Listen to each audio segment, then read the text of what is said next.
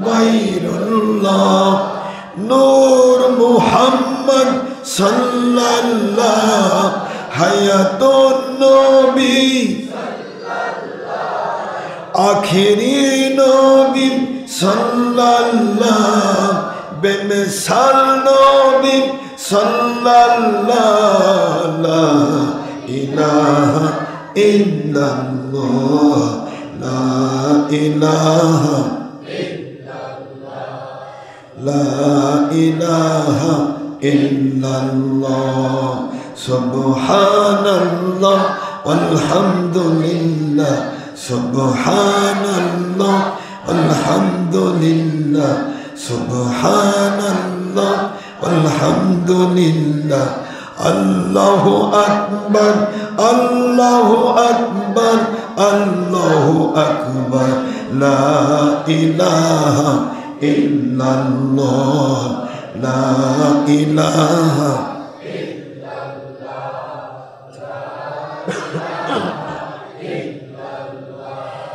লা ইলাহা ইল্লাল্লাহ মুহাম্মাদুর রাসূলুল্লাহ সাল্লাল্লাহু আলাইহি ওয়াসাল্লাম। আলহামদুলিল্লাহ, মহান আল্লাহ সুবহানাহু তাবারাক ওয়া তাআলা খালিক মালিক রব এক ও অদ্বিতীয় আল্লাহ পাক, যার কোনো অবতার নেই, যার কোনো শরীক নেই, যার কোনো অংশীদার নেই, সেই রব্বুল আলামিন ওনার অপার মেহেরবানিতে আশা করি আপনারা এই কর্মমুখর সময়ে ঠান্ডার ভিতরে মহান আল্লাহর দয়ায় ভালো রয়েছেন। আল্লাহ পাকের শকর যে দয়ার সাগর মালিক খালিক রব অত্যন্ত দয়া পরবশ হয়ে আমাদেরকে কাজ কর্ম ফেলে রেখে সময় ব্যয় করার জন্য টাকা পয়সা ব্যয় করে রিক্সা ভাড়া, গাড়ি ভাড়া ইত্যাদি দিয়ে যে মালিক দয়া করে আমাদেরকে জান্নাতের বাগানে কবুল করলেন, আমরা সবাই পড়ছি আলহামদুলিল্লাহ।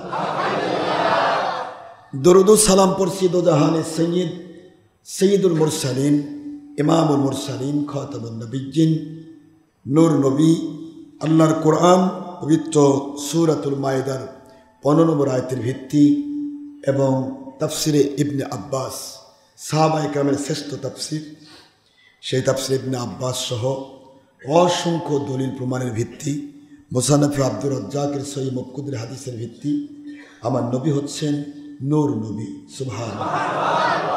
সেই নূর নবী হায়াতুন নবী। হায়াতুন নবী কাকে বলা হয়? যিনি এখন আমার আল্লাহর দিদারে মশগুল হায়াতুন নবী হিসেবে। সুবহানাল্লাহ। সূরাতুল বাকারা 154 এবং সূরাতুল আলে ইমরান 169 নম্বর আয়াতের ভিত্তি, সহিহ বুখারী মুসলিম সহ অসংখ্য হাদিসের ভিত্তি, হুজুর পাক সাল্লাল্লাহু আলাইহি ওয়াসাল্লাম সহ কোনো নবী রাসূলগণ বা কোনো ওলিয়া উলিয়া বা কোনো শহীদকে মরা বলা যাবে না। বলুন তো বাবা, মরা বলা, বলুন মরা বলা যাবে। আমাদের নবীজি কি নবী বলুন তো বাবা? সবাই বলেন। সন্দেহ নেই তো? সন্দেহ থাকলে ঈমান থাকবে না। এটা বাতিল ফেরকার আলামত যে নবীজিকে হায়াতুন নবী বলা যাবে না। এটা বাতিল ফেরকার আলামত। বাতিল ফেরকার আমার নবীকে মরা নবী বলে। ইন্নাকা মাইয়াতুন ওয়া ইন্নাহুম মাইয়াতুন।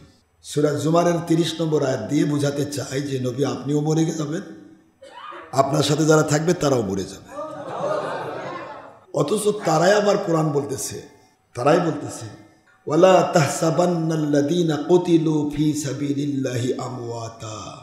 যে ব্যক্তি বলতেছে নবী মরা, সেই ব্যক্তি বলতেছে আল্লাহর রাস্তায়, নবীর রাস্তায় যে ব্যক্তির জীবন চলে গেছে তাকে মরা বলো না, বরং মরা বলে কখনো ধারণাও করো না।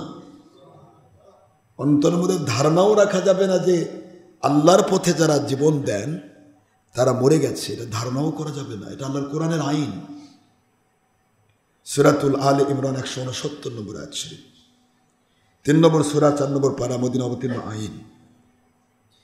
আল্লাহ পাক বলে দিলেন যে আমি আল্লাহ নিজে ঘোষণা দিচ্ছি, আমার পথে, আল্লাহর পথ আর নবীর পথ কি আলাদা বাবা? জোরে বলতে হবে। আল্লাহ পাকের পথ যেটা, নবীজির পথ সেইটাই। নবীজির পথ যেটা হুজুর দেখাইছেন সেটাই আল্লাহর পথ, তাওহীদের পথে রিসালাতের পথ, রিসালাতের পথে তাওহীদের পথ। কারণ তাওহীদ রিসালাতের উপর ওহী নাজিল না করলে রিসালাতের রাসূল কোনো কথা বলতে পারেন না। হুজুরকে যা বলানো হয়েছে তা সবই আমার আল্লাহ পাকের ওহী। তো আল্লাহর রাস্তায় যে ব্যক্তি মারা যায়, কতল হয়, শহীদ হয়ে যায়, যার জীবন প্রদীপটা নিভে যায়, তাকে তোমরা কখনো মরা বলে ধারণাও করো না। এ কথাটা কি আমার না আল্লাহ?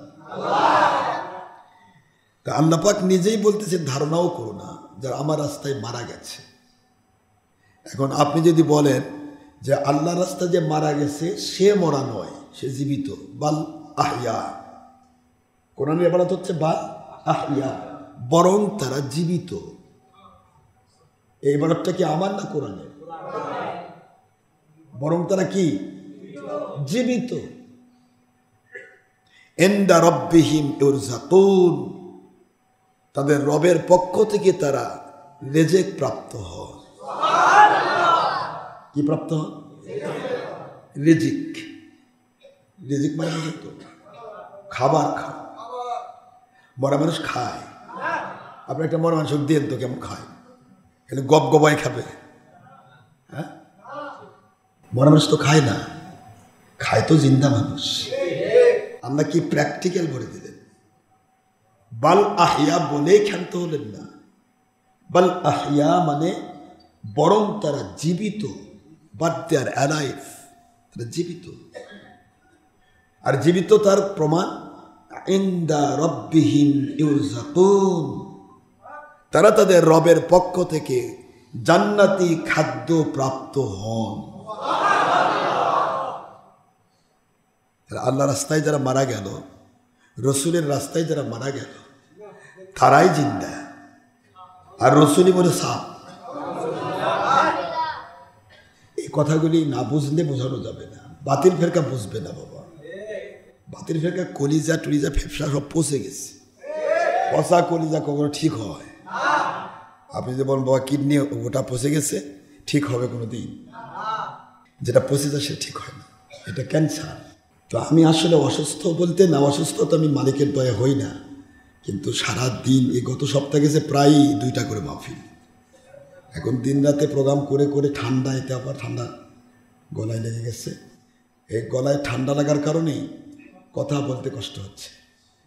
তারপরেও তো আজকে আবার যেতে হবে। কন্টিনিউ আমার মালিক করে নিচ্ছেন, শুধু তার কুদরতের গোলামি। তার গোলামি করা ছাড়া তো আমাদের কোনো কাজ নেই। এখন মরে গেলেও মরার আগ পর্যন্ত যতক্ষণ মালিক তৌফিক দিয়েছেন ততক্ষণ আমাদেরকে সত্য প্রচার করতে হবে। ঠিক না? ঠিক, সত্য প্রচারটাই আমাদের কাজ। কালকে পরশুদিন গেলাম কিশোরগঞ্জ, মানুষের ঢল, মানুষ কিভাবে ওয়াজ শোনে। এই সময় বাতিল ফেরকা দিয়ে যেখানে চারদিক দিয়ে ভরা, ওখানে বাতিলেরা আমাদের মাহফিলের গেট পর্যন্ত ভেঙে দিয়েছে, গেট ভেঙে দিয়েছে। তবুও তারা মাহফিল ছাড়ে নাই। মানুষ, ওরা যত বাধা দিয়েছে মানুষ তত ভূমিকায় পড়ছে। আলহামদুলিল্লাহ, তারা সবাই বায়াত হয়ে গেল। সবাই কি হয়ে গেল? বায়াত হয়ে গেল। গত 2 দিনের মাইকগুলো একটু খারাপ ছিল। এই আপনার গতদিন যে মাহফিলটা করলাম কিশোরগঞ্জে, আরেকটা মাহফিল হলো পদ্মা সেতুর ওখানে যে মাদারীপুর, এই 2টা মাইক খুব খারাপ ছিল। খুব চাপ দিয়ে কথা বলেছি, কণ্ঠের উপর প্রেশার ক্রিয়েট করে কথা বলেছি। চাপ দেওয়ার কারণে 4 ঘন্টা চাপ দেওয়ার কারণে গলার স্বরের উপর চাপ পড়েছে। তো আলহামদুলিল্লাহ, আপনাদের দোয়া, মালিক তো তাও কথা বলেই নিচ্ছেন। আলহামদুলিল্লাহ। এখন আমাদেরকে বুঝতে হবে যে বাতিল ফিরকা বুঝুক আর না বুঝুক, আমরা কোনো বাতিলের গোলাম নই, আমরা নবীজির গোলাম। ঠিক না? ঠিক বলি। নবীজির গোলামি যদি কেউ করতে পারে বাবা, মনে রাখবেন সে আল্লাহ পাকের একনিষ্ঠ গোলাম। মাইয়ুতির রাসূল ফাকাদ আতা আল্লাহ, এই কথাটা আমার না আল্লাহ। মাইয়ুতির রাসূল ফাকাদ আতা আল্লাহ।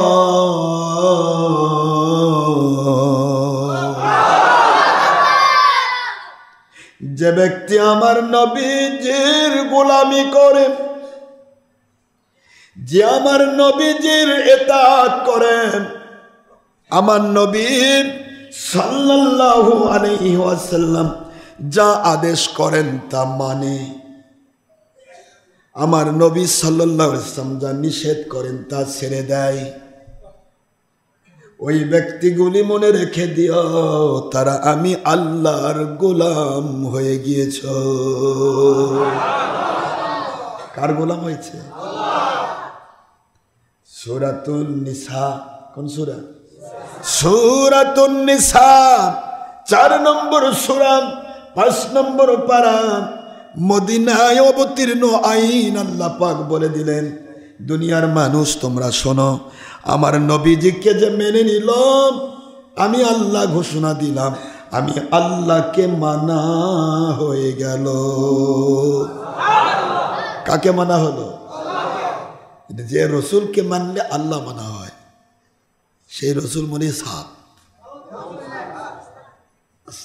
আমার নবীজি পাক সাল্লাল্লাহু আলাইহি ওয়াসাল্লাম তিনি ঘোষণা দিচ্ছেন, আল আম্বিয়া, মন দেন, আল আম্বিয়া আলাইহিমুস সালাম ওয়াল আউলিয়া কেরাম ওয়াশ শুহাদা, যারা নবী রাসূল হন, আল্লাহর পক্ষ থেকে নবুয়ত রিসালাত প্রাপ্ত হন, ওয়াল আউলিয়া কেরাম উলিল আমর, বেলায়েত প্রাপ্ত ওলি যারা হন, ওয়াশ শুহাদা, যারা আল্লাহকে খুশি করার জন্য জীবন দিয়ে দেন। আল্লাহকে খুশির জন্য নাকি নিজের ধান্দার জন্য? কথা বলছেন নাকি?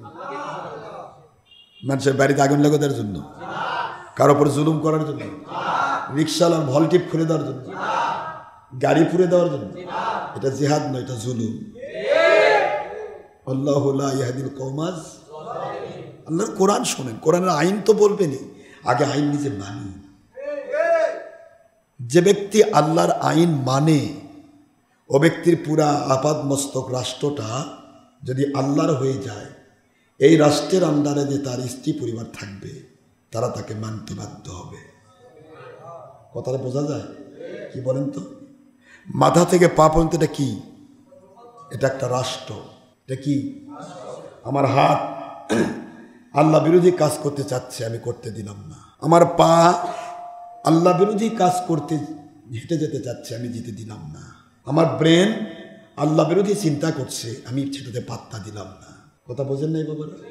আমার চোখ আল্লাহ এবং রসুল বিরোধী দিকে তাকাতে বলতেছে, আমি তাকালাম না।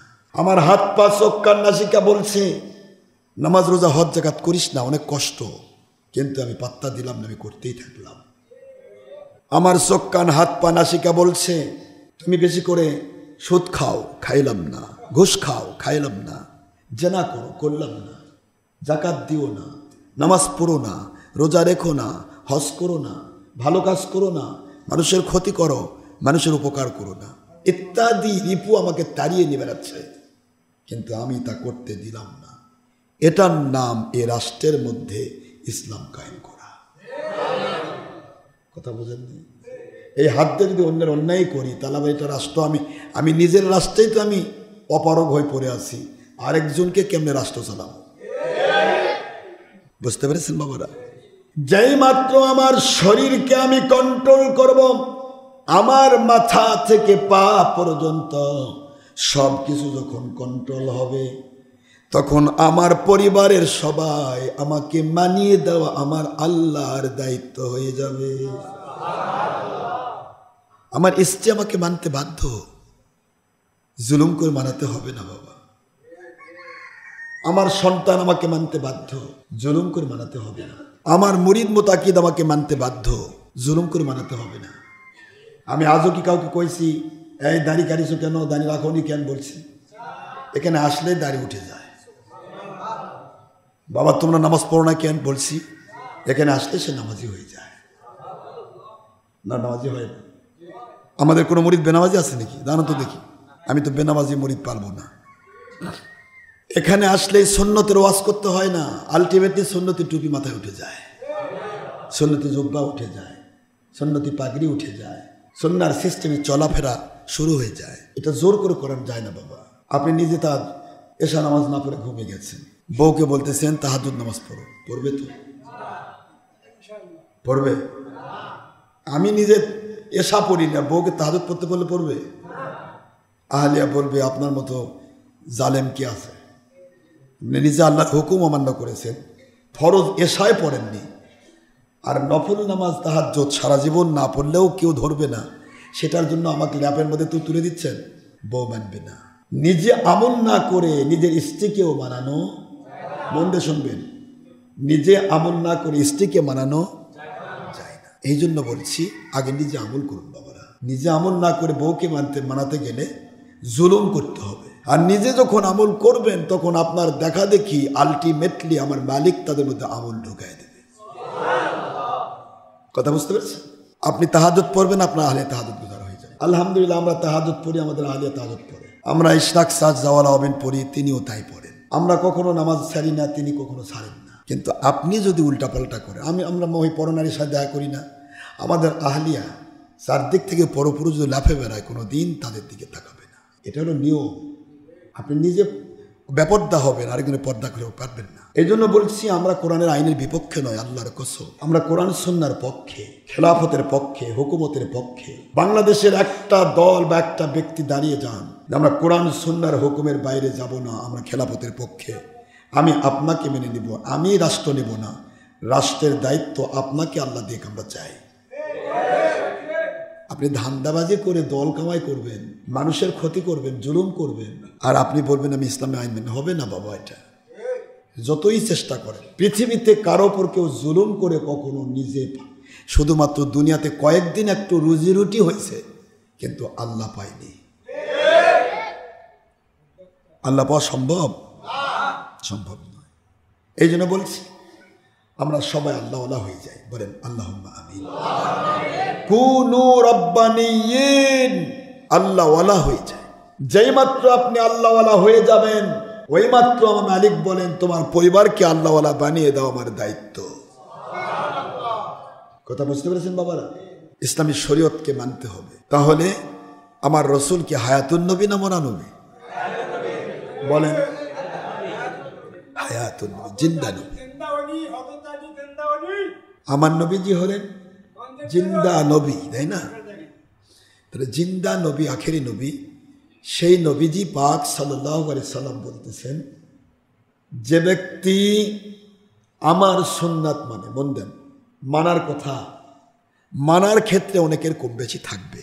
মান আহাব্বা সুন্নাতি, যে ব্যক্তি আমার সুন্নাতকে, মন দিবেন, আমার সিস্টেমকে, আমি যেভাবে চলি, আমি যেভাবে চলতে বলি সেইভাবে চলাকে, আমি যেভাবে চলতে নিষেধ করি সেইভাবে চলাতে যে ব্যক্তি নিজেকে গুটিয়ে রাখবে, ভালোবাসবে। আল্লাহর বন্ধু বলেন আমার চলাফেরা, আমার হা আর না, আমার দেওয়া হালাল আর হারাম, আমি যা হা বলেছি তা হালাল কিয়ামত পর্যন্ত, আর আমি যা না বলেছি তা হারাম কিয়ামত পর্যন্ত। সুবহানাল্লাহ। এখন এইগুলিকে যে ভালোবাসবে, আমার কথা, সিস্টেম, আমার চলাফেরা, আমার আদেশ নিষেধ, আমার সুন্নাহর মুজাসসাম নমুনা, এগুলিকে যে ভালোবাসবে, আল্লাহর হাবিব বলেন ফাকাদ আহাব্বানি, সে আমি নবীকে ভালোবেসে ফেলল। কাকে ভালোবাসলো? নবীকে। শুধু হুজুরের সিস্টেমটাকে ভালোবাসেন, হুজুরের আদেশ নিষেধটাকে ভালোবাসেন। আল্লাহর বন্ধু বললেন না যে মান আতআনি, যে আমাকে মেনে নিল, এটা পরে আসছে, আগে ভালোবাসার কথা আসছে। কি কথা আসছে? আহাব্বা শব্দের অর্থ কি? যে আমাকে ভালোবেসেছে, আমার সুন্নাহকে ভালোবেসেছে, এতাতের ক্ষেত্রে অনেক কম বেশি হবে। যার কারণে তো শয়তান ধোঁকা দিয়ে মানুষকে বিভিন্ন জায়গাতে কোনোটা ভালো করায়, কোনোটা মন্দ করায়, কম বেশি হয়। এর জন্য একটা ভালোবাসা হলো ইন্নাল্লাহা ইউহিব্বুত তাওয়াবিন ওয়া ইউহিব্বুল মুতাতাহহিরিন। আল্লাহ পাক তওবাকারীদেরকে ভালোবাসেন, তওবাকারীদেরকে ভালোবেসে তাদের গুনাহ মাফ করে দিতে পছন্দ করেন। এখন একজন ব্যক্তির গুনাহ হয়ে গেছে শয়তানের প্ররোচনায়, তার আল্লাহকে ভালোবাসা, নবীকে ভালোবাসার নামান্তর হচ্ছে সে তওবাতে নিজেকে ডুবিয়ে দেবে, সে ইস্তেগফার করবে। এটাও আল্লাহর রসুলের সিস্টেমকে ভালোবাসা। সুবহানাল্লাহ বলবেন না জোরে? ভালোবাসাটা আর এতাতটা দুটার মধ্যে পার্থক্য আমি দেখাচ্ছি। এতাত হচ্ছে মানতে হবে, মানা। আমি সুন্নতি টুপি পরো, তুমি পরো, কিন্তু আমি সুন্নতি টুপি পরতে পারিনি, আরেকজন সুন্নতি টুপি পরেছে, আমার নবীজির সুন্নাহ হিসেবে ভালোবাসা। কথা বোঝেন নাই? আমি ছবি ভিডিও করিনি, তুমি ছবি ভিডিও করো। ছবি ভিডিও নিষেধ করেছি আমি, কুল্লু মুসাউবিন ফিন্নার, ইচ্ছা করে ছবি ভিডিও করো না, এটা জাহান্নামে যাবে, হুজুর বলেন, আমি নিষেধ করলাম। এখন কারো হয়ে গেছে, এর ভালোবাসাটা কি? হয়ে গেছে গুনাহ। ভালোবাসা হলো আমার নবীজি নিষেধ করেছেন, এটাই সঠিক স্বীকৃতি দেওয়া এবং নবী পাক সাল্লাল্লাহু আলাইহি ওয়াসাল্লাম এই সিস্টেমটাকে ভালোবাসা। গুনাহ হয়েছে তওবা করা, এটাই নবীকে ভালোবাসা। সুবহানাল্লাহ বলবেন না? এভাবে প্রতিটা জিনিস। আমি সুন্নতি জামা পরি না, আখির রাসূল সাল্লাল্লাহু আলাইহি ওয়াসাল্লাম সুন্নতি জামা পরেছেন, এই সুন্নতি জামা আমি পরতে পারিনি, যে পরেছে নবীজির মহব্বতে তাকে ভালোবাসা। এটা হলো নবীকে ভালোবাসা। এখন এমন একটা পর্যায়ে চলে গেছে, নিজের সুন্নত মানবেও না, অন্য কেউ মানলে তার বিরুদ্ধে মিথ্যা কথা কয়, মিথ্যে কথা, মানতেই চায় না। নিজের সুন্নত তো মানবেই না, নিজের হক তো মানবেই না, অন্য একটা মানুষ হক মানুক সেটাও মানতে দেবে না এবং তার বিরুদ্ধে উঠে পড়ে লাগবে। এটা হলো শয়তানি ওয়াসওয়াসা। আপনি চারদিকে তাকালে দেখবেন শয়তান কিভাবে মানুষকে গিলে খেয়েছে। শয়তান নামক ডাইনোসর, শয়তান নামক বিশাল বড় সিংহ বাঘ এ পুরা মানব মণ্ডলীকে গিলে খেয়েছে। গিলে এমনভাবে খেয়েছে, দেখেন রাস্তাঘাটে মহিলা পুরুষ একাকার, কে মহিলা কে পুরুষ দেখা মুশকিল, বোঝাই মুশকিল। চলতে ফিরতে গাড়িতে যান, বাসে যান, অথবা সিএনজিতে যান, অটোতে যান, দেখেন মহিলা পুরুষ কি সুন্দর একসাথে যাচ্ছে, মনে স্বামী স্ত্রী। কথা করে দেখেন, আমার কথা বুঝতেছেন না? শয়তান এমনভাবে গিলছে মানুষ সত্য মিথ্যার পার্থক্য করতে পারছে না। মানে এটাই জীবন, এভাবেই চলতে হবে। এটা সিস্টেম নয় বাবা। যেখানে হারাম হালালের মিক্সার, ওখানে হারামকে হারাম জিনিস ছেড়ে দেওয়া, আল হালালকে জিনিস হালাল জিনিস গ্রহণ করা, এটা হলো আল্লাহর কাছে জিহাদ। কি বলেন তো? জিহাদ। আসেন আমরা সবাই আল্লাহমুখী হই, রসুলমুখী হই, অলিমুখী হই।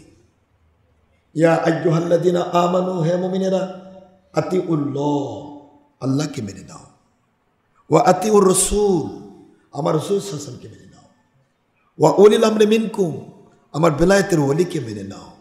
এই তিনটি আদেশ যেহেতু আল্লাহ, সূরা নিসা 7 নম্বর আয়াত, 4 নম্বর সূরা 5 নম্বর পারা, মদিনাবতী আইন, এই তিনটি আইনের আওতায় যখন আপনি চলবেন, আমার মালিকের গয়বী মদদ আপনার উপর ঢেলে দেওয়ার দায়িত্ব হয়ে যাবে। আর এই তিনটির বাইরে যখন আপনি চলে যাবেন, আপনি কোটিপতি হতে পারেন, ওই কোটি টাকা আপনাকে শান্তি দেবে না, পেরেশানিতে আপনার জীবন তছনছ হয়ে যাবে। আপনি 10টা সন্তানের মালিক হন না কেন, একটা সন্তান আপনাকে ভালোবাসবে না, তার নিজেকে নিয়ে ব্যস্ত হবে। সন্তান আপনার 10টা, 10 বেটা 10 দেশকে, আপনি বুড়া বুড়ি ঘরের মধ্যে কুদতেছেন, কিছু করার নেই। কিন্তু আপনি আল্লাহওয়ালা হয়ে যান, 10 বেটা যদি, একটা বেটাও যদি হয়, ও আপনার শান্তির কারণ হবে। আপনি আল্লাহওয়ালা হয়ে যান, নবী প্রেমিক হয়ে যান, আপনি কোটিপতি না হন, কমের পক্ষে 10টা কামাই করবেন, ওইটা খেয়ে আপনি শান্তি অনুভব করবেন।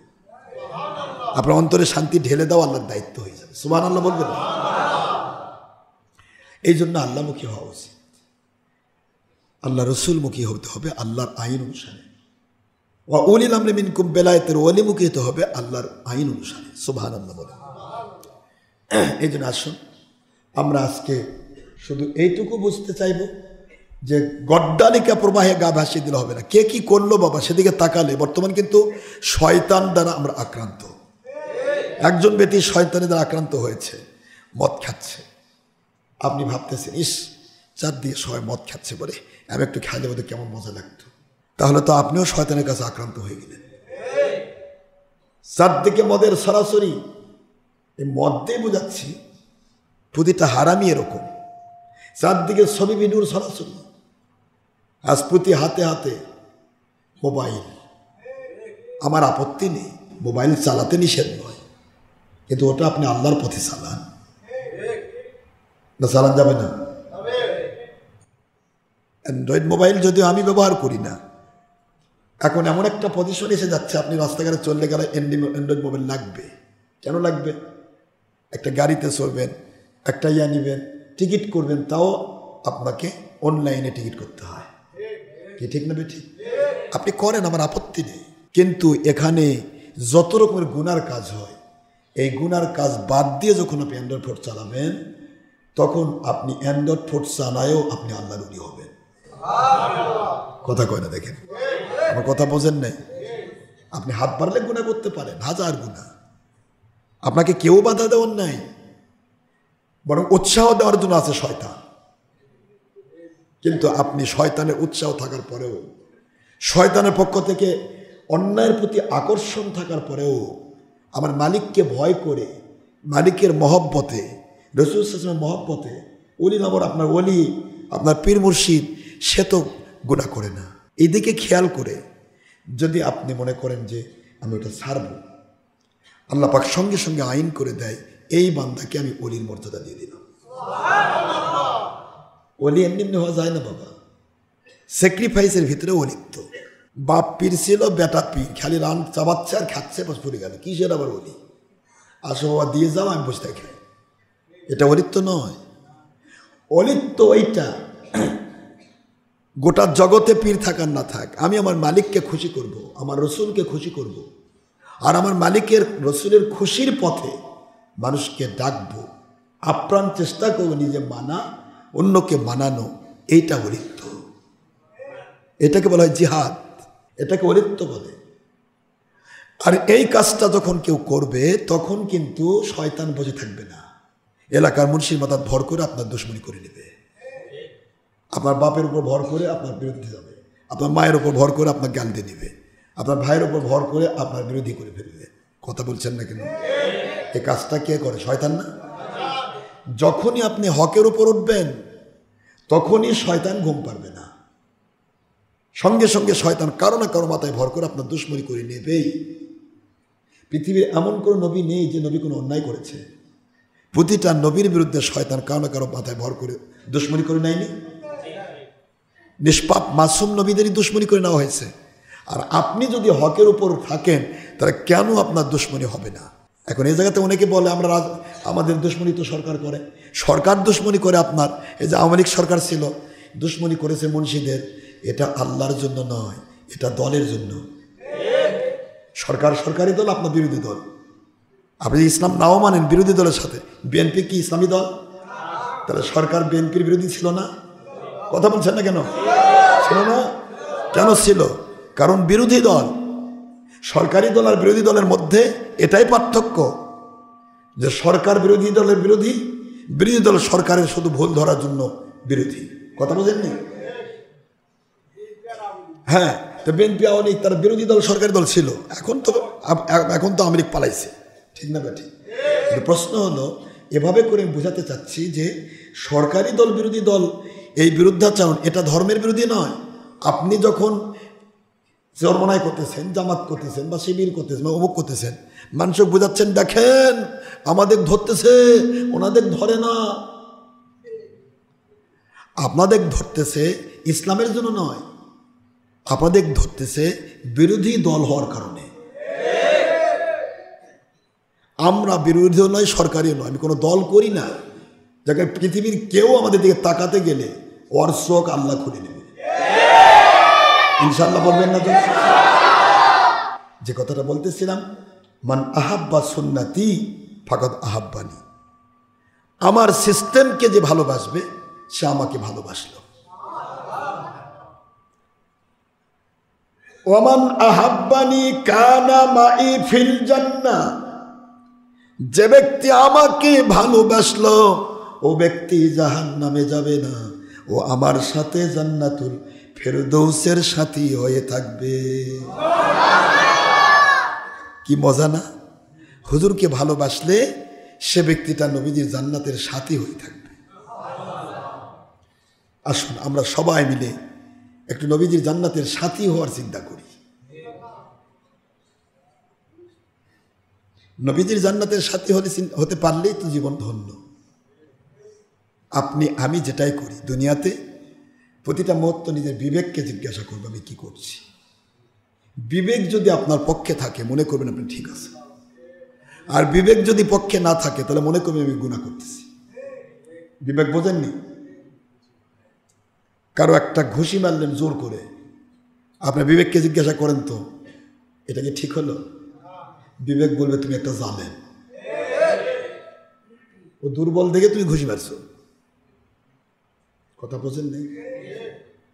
কারো জমির থেকে একটা কদু তুলে নেন, বিবেককে জিজ্ঞাসা করেন তো ভালো কাম করেছেন কিনা? বিবেক বলবে আপনি চোর, আপনি কদু চুরি করেছেন। সুদ খাবেন, ঘুষ খাবেন, জেনা করবেন, ব্যভিচার করবেন, বিবেক বলবে তুমি একটা গুনাহগার। ঠিক না? ঠিক বলেন? নামাজ পড়েন নাই, বিবেক বলে তুমি ফরজ তরক করলে। রোজা করেন নাই, বিবেক বলে তোমার ফরজ তরক করলে। হজ করেন নাই, বিবেক বলে ফরজ তরক করেছো। জাকাত ফরজ অপর দিলে না, বিবেক বলে তুমি ফরজ তরক করেছো। পরনের সাথে বেপর্দা হয়েছে, বিবেক বলে তুমি বেপর্দা, তুমি দাউসের জন্য জান্নাত হারাম। বিবেক কোনো জায়গাতে আপনাকে ফাঁকি দিবে না। আপনি হক পথে চলবেন, আপনার উপরে আল্লাহর যেমন গয়বী মদদ নাজিল হবে, শয়তান তেমনি বসে থাকবে না, ও এক একজনের উপর নাজিল হয়ে আপনার বিরুদ্ধাচরণ করে নিবে। এটা মনে রাখতে হবে। আপনি যখনই হকের উপর উঠবেন মনে রাখবেন আপনার বিরুদ্ধে লোক লেগে গেছে, মনে রাখবেন আপনি হক কথা বলতেছেন। আপনার বিরুদ্ধে কোনো লোক নেই, সবাই ভালোবাসে, চোরও ভালোবাসে, ডাকাতও ভালোবাসে, দুনিয়ার সব খারেজি ওয়াহাবি বাতিল 72 সব আপনার কোলের মধ্যে ঘুম পাড়ায়। তাহলে বুঝবেন যে আপনি হকের উপর ওঠেন নাই। হকের উপর যে উঠবে তার একটা স্তর আছে, উঠতে হবে তাকে নিজে। গয়বী মদত করবেন আল্লাহ। চারদিকে শয়তানের সরাসরি লাফালাফি, 72 দুশ্মনী করবে, একটা লোক হলেও তার পক্ষে থাকবে। আর ওই একটি লোক, আর সে আল্লাহ রহমত প্রাপ্ত, আল্লাহ পাকের রহমত প্রাপ্ত, মহব্বত প্রাপ্ত, গজব মুক্ত, আখেরাতে জান্নাত প্রাপ্ত। এটা মনে রাখতে হবে।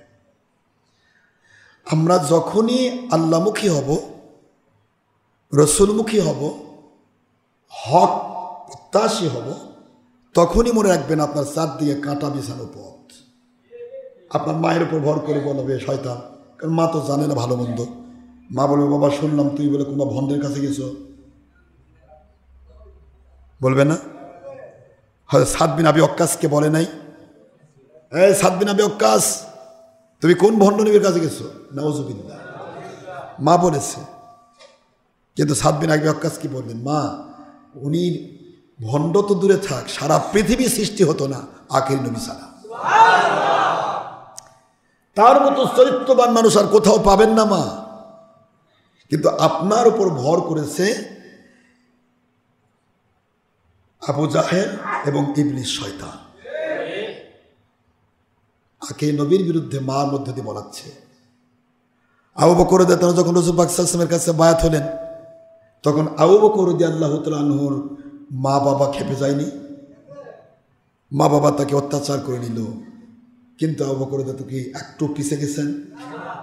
তাহলে মার বাবা আল্লাহ, রসুল এবং অলির পরেই মাকাম। মা এবং বাবা, এই কথাটা অনেকে বোঝে না। আইন মানার ক্ষেত্রে আল্লাহ পাকের আইন ফার্স্ট, আল্লাহকে মানার জন্য রসুলকে মানতে হবে সেকেন্ড, আল্লাহকে মানার জন্য উলিল আমর বেলায়েতুল ওলিকে মানতে হবে থার্ড। মা যদি বলে বেলায়েতুল ওলি মানিস না, মানা যাবে না। মা যদি বলে রসুল মানিস না, মানা যাবে না। মা বাবা যদি বলে আল্লাহ মানা যাবে না, মানা যাবে না। কথা বোঝেন নাই? তাদের স্থান হলে 3টার পর, আদেশ মানার ক্ষেত্রে 3টার পর, আর ইহসান করার ক্ষেত্রে আল্লাহর পরেই, নবীর পরেই মা বাবা।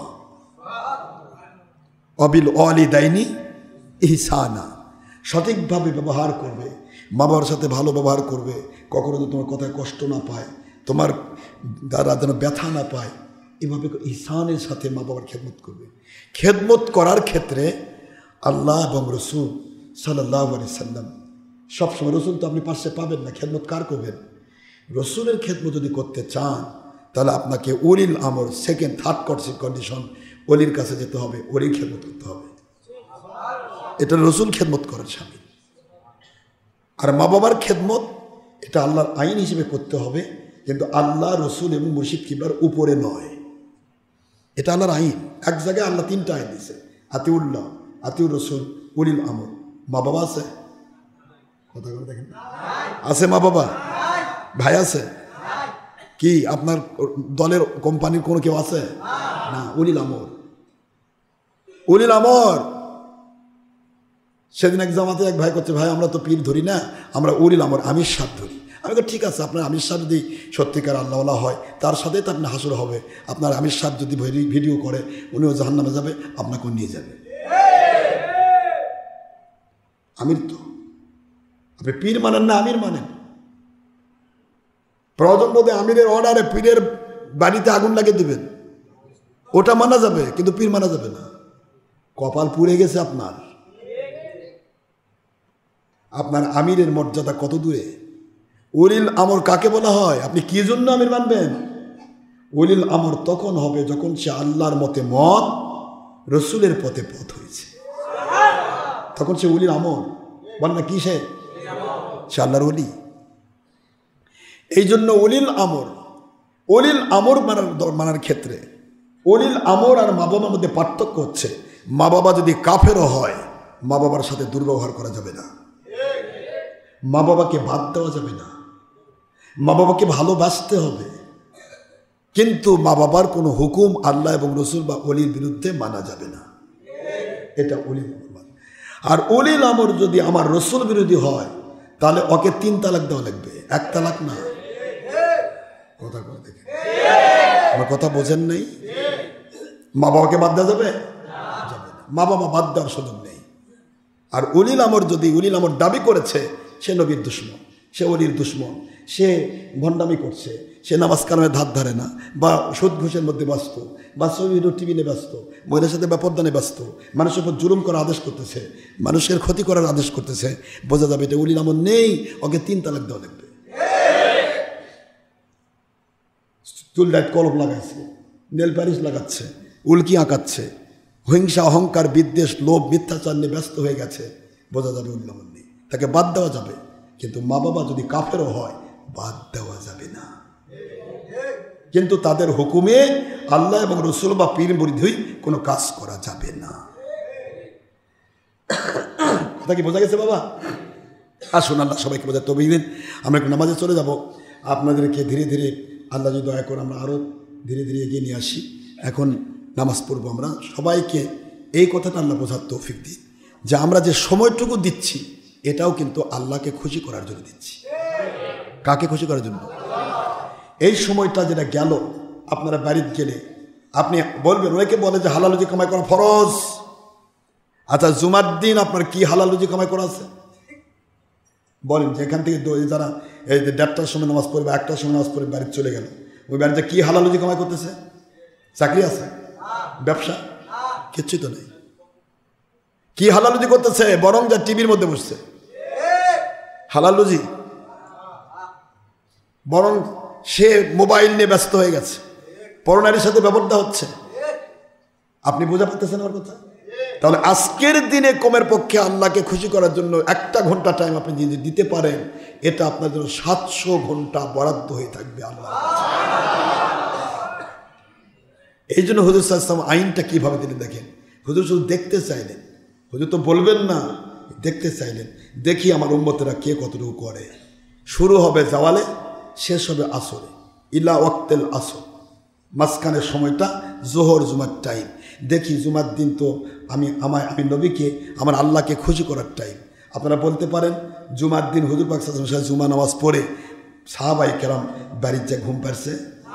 প্রতিটা সাহাবী নবীর সাথে সারাটা দিন সময় দিয়েছে। যা দেখবেন সুন্নত, হকের দাওয়াত তরবারি দেখবেন। অন্যান্য মসজিদ শুধু মাল কামার ধান্দায় চলতেছে, কিন্তু সুন্নত নাই। বিশ্বাস না হয় চ্যালেঞ্জ করেন, চ্যালেঞ্জ করেন। নামাজের টাইম এশার নামাজের টাইম আসতেছে 7টায়, খালি টাইম আসতেছে দেখেই আজান।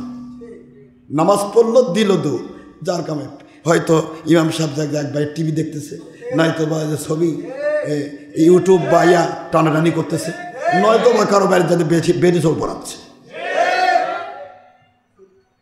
আর আমরা এখানে করি কি? একটা চিন্তা করেন। বানায় বানায় গল্প করি? যা করি আমার আল্লাহকে খুশি করার জন্য করি।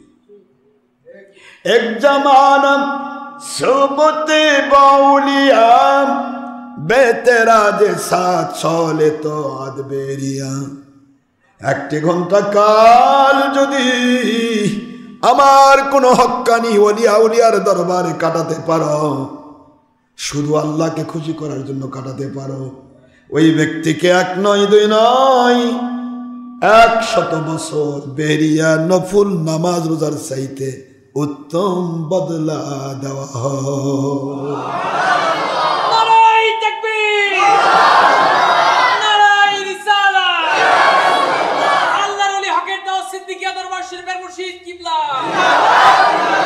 তাহলে আপনি 1টা ঘন্টা যদি কোনো আউলিয়ার দরবারে গিয়ে কাটান, আপনাকে 100 বছরের নফল রোজার চেয়ে নামাজের চেয়ে উত্তম বদলা দেওয়া হলো, কবুলযোগ্য।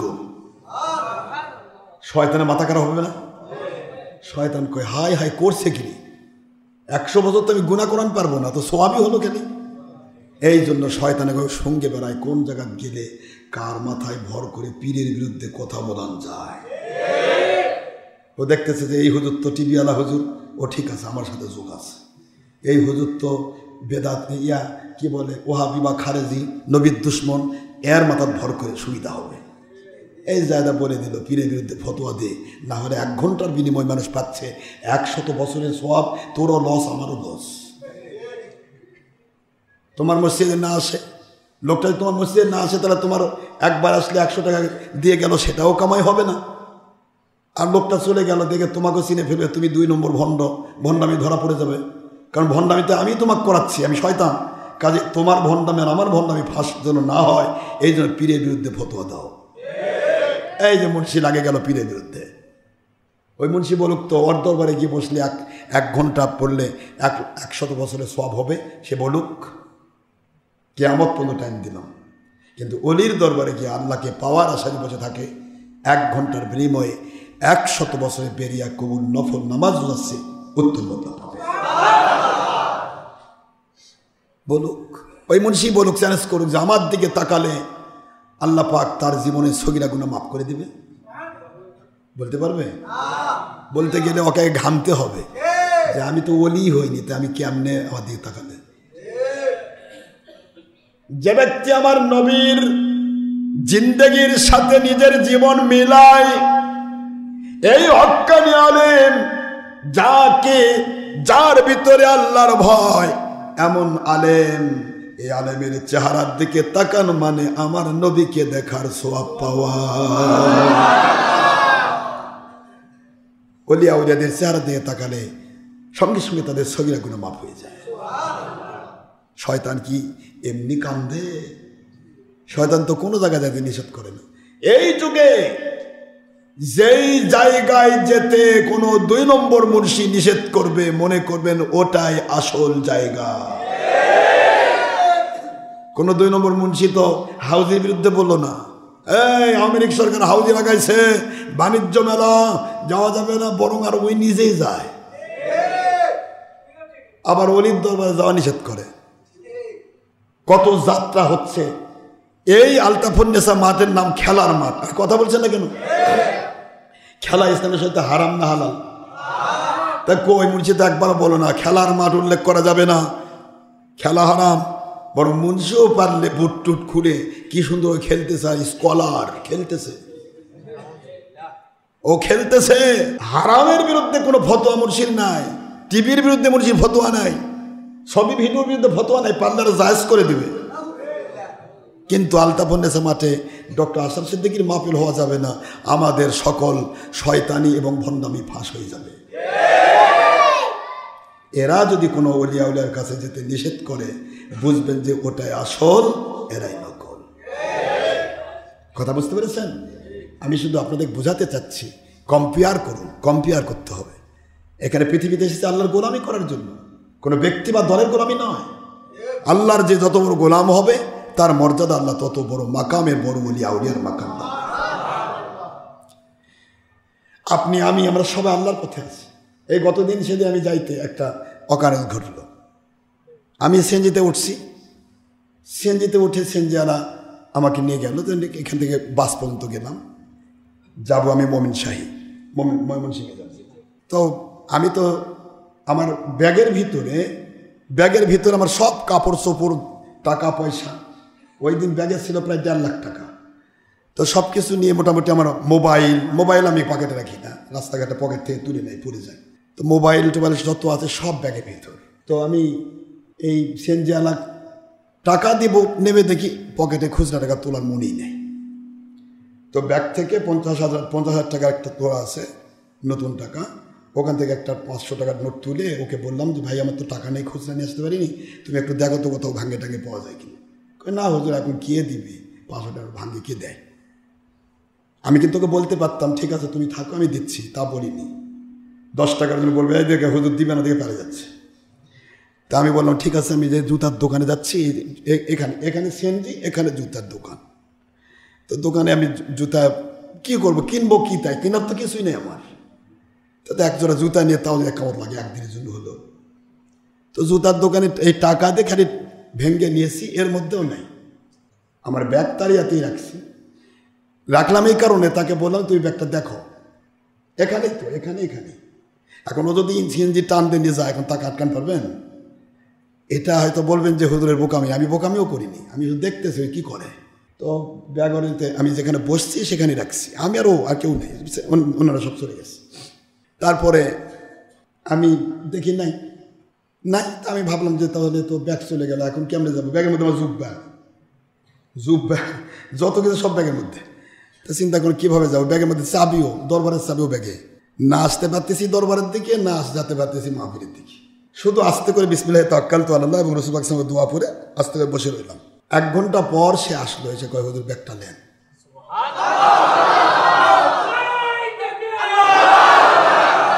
আপনারা বিশ্বাস করছেন? আমি ওই মালিককে সাক্ষী রেখে বলছি।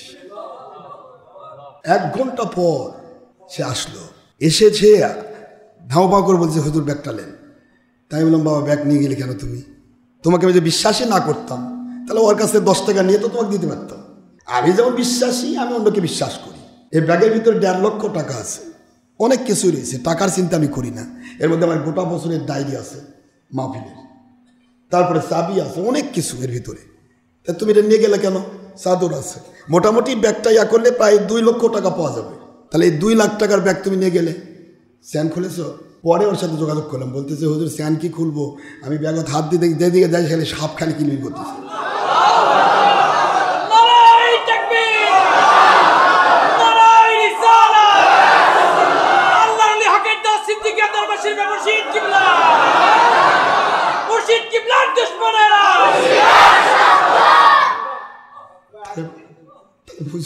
আমাদের তো কোনো কাজ নেই, আমরা তো মালিকের গোলাম।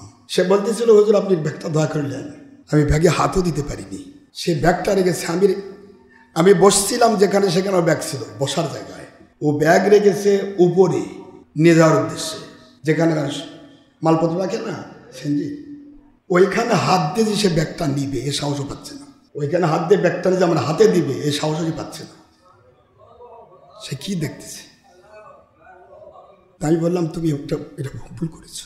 কয় হুজুর আমি চূড়ান্ত ভুল করছি, আপনার নতুন টাকা বের করে দিলেন, দেখলাম ভুল করে ফেলছি। যাই হোক ভুল করেছে, আমি মাফ করলাম, পরবর্তীতে এরকম আর কখনো করো না। পরে 10 টাকার ভাড়া ওকে 50 টাকা দিয়ে দিলাম, যাও। তাও তুমি খুশি তো? হুজুর টাকা দেওয়া লাগবে না, তুমি নিয়ে যাও। এই যে ব্যাগ নিয়ে আমি ময়মনসিংহ চলে গেলাম। ময়মনসিংহ গিয়ে আমার রাত 11টা বাজে। আর 11টার সময় মাহফিলে যাওয়া মানে মানুষ তো মাহফিলে গিজ করতেছে, সবাই অপেক্ষা করছে হুজুর আসতেছে। প্রশ্ন হলো যে আমরা তো অলি না, অলিদের পথে চলার জন্য একটু প্রচেষ্টাকারী গোলাম। এই গোলামদেরকে যদি আল্লাহ এভাবে কন্ট্রোল করেন, এভাবে সাহায্য করেন, তাহলে যারা সত্যিকার অলি হয়ে যায় তাদেরকে আল্লাহ কেমন ভালোবাসে। এই জন্য আল্লাহ বলেছেন কুনু রব্বানিয়িন, তোমরা আল্লাহওয়ালা হয়ে যাও। কুনু মা'আস সাদিকিন, সত্যবাদী আল্লাহর অলিদের সাথে হয়ে যাও, কারণ তোমাদেরকে আল্লাহ পাক মর্যাদা দিতে চান। তুমি যেমন মানুষের পিছে ঘুরবে আল্লাহ পাক তোমাকে তেমন মানুষের সাথে হাসিল করাবে। ওমা আলাইনা ইল্লাল বালাগুল মুবিন।